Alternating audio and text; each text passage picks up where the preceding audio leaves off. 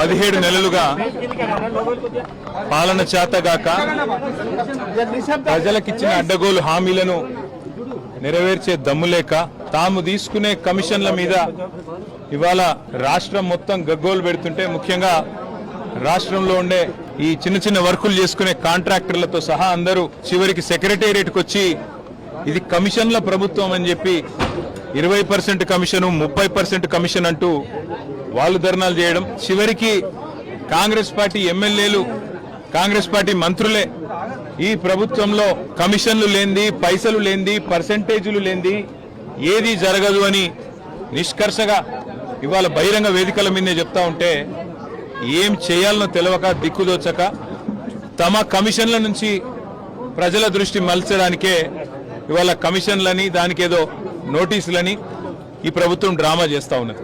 ప్రజాపాలన కాస్త ఈరోజు పర్సెంటేజ్ల పాలనగా మారిపోయింది. ఇది వాస్తవం. 20%, 30% అనేది మేం చేస్తున్న ఆరోపణ కాదు.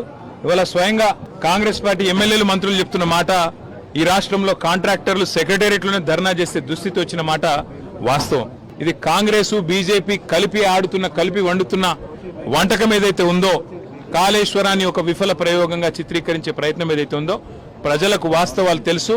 మాకు ఈ దేశంలోని చట్టాల మీద, న్యాయ వ్యవస్థ మీద మాకు సంపూర్ణమైన విశ్వాసం ఉంది. తప్పకుండా ఈ ప్రభుత్వాన్ని మాత్రం తప్పించుకుందామనే ప్రయత్నం చేస్తా ఉన్నారు.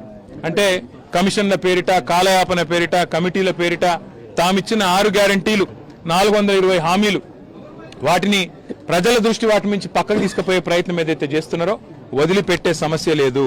మీరు ఎన్ని నోటీసులు ఇచ్చినా, ఎన్ని డ్రామాలు ఆడినా అవన్నీ కూడా తప్పకుండా దూది పింజల్లాగా తేలిపోతాయనే మాట కూడా తప్పకుండా చెబుతూ, ముమ్మాటికి న్యాయము ధర్మము గెలుస్తుంది.